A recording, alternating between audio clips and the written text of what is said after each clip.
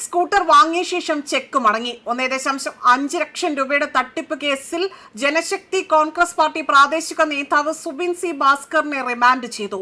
എറണാകുളം ജില്ലയിലെ കോലഞ്ചേരിയിൽ പ്രവർത്തിക്കുന്ന അഫ്രിൻ സൈക്കിൾസ് സ്ഥാപനത്തിൽ നിന്ന് 2 ഇലക്ട്രിക് സ്കൂട്ടറുകൾ വാങ്ങിയ ശേഷം നൽകിയ ചെക്ക് ബാങ്കിൽ മടങ്ങിയതിനെ തുടർന്ന് 1.5 ലക്ഷം രൂപയുടെ തട്ടിപ്പ് നടന്നതായി തന്നെ പരാതി ലഭിക്കുകയായിരുന്നു.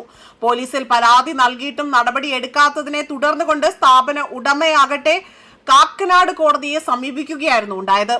ഇതേ തുടർന്ന് കോടതിയിൽ സമർപ്പിച്ച പരാതി പ്രകാരം 2025 ജൂലൈ 5-നാണ് പ്രതി 79,000 രൂപയും 63,900 രൂപയുടെ വില വരുന്ന 2 ഇലക്ട്രിക് സ്കൂട്ടറുകൾ വാങ്ങിയത്. സ്കൂട്ടറുകളുടെ വിലയും അനുബന്ധ നികുതികളും ഉൾപ്പെടെ തന്നെ ആകെ 1,50,045 രൂപ നൽകുന്നതിനായി തന്നെ 1.5 ലക്ഷം രൂപയുടെ ചെക്ക് കൈമാറിയതായാണ് പരാതിയിൽ പറയുന്നത്. എന്നാൽ പിന്നീട് ചെക്ക് ബാങ്കിൽ സമർപ്പിച്ചപ്പോൾ ചെക്കിലെ തീയതിയിൽ തിരുത്തൽ നടത്തിയതായി തന്നെ കണ്ടെത്തിയെന്നും ആ തിരുത്തലിന് ആവശ്യമായ അംഗീകാരമില്ല എന്ന കാരണത്താൽ തന്നെ ബാങ്ക് ചെക്ക് നിരസിക്കുകയായിരുന്നു ചെയ്തത്. ഇത് ഈ നൽകിയ പരാതിയിൽ വ്യക്തമായി തന്നെ എടുത്തു പറയുന്നുണ്ട്. ഇതിലൂടെ തന്നെ സ്കൂട്ടറിലെ അതിന്റെ വില നൽകാതെ സ്ഥാപനത്തെ സാമ്പത്തികമായി തന്നെ വഞ്ചിച്ചു എന്നതാണ് ആരോപണമായി ഉന്നയിച്ചിരിക്കുന്നത്. പരാതിക്കാരന്റെ മൊഴിയും രേഖകളും പരിശോധിച്ച ശേഷമാണ് കോടതി വിഷയത്തിൽ ഇടപെട്ടിരിക്കുന്നത്. കോടതിയുടെ നിർദ്ദേശത്തെ തുടർന്ന് തന്നെ അവിടെ പുത്തൻകുരിശ് പോലീസ് അവിടെ കേസ് രജിസ്റ്റർ ചെയ്യുകയാണ് ഉണ്ടായത്. അതോടൊപ്പം തന്നെ തൃശൂർ ജില്ലയിലെ പേരാമ്പ്ര സ്വദേശിയായ സുബിൻ സി ഭാസ്കറിനെതിരെ ഇതിനു മുൻപും ഭാരതീയ ന്യായ സംഹിതയിലെ വകുപ്പ് 318 പ്രകാരം എഫ്ഐആർ രജിസ്റ്റർ ചെയ്തിരിക്കുകയാണ് ഉണ്ടായിരിക്കുന്നത്.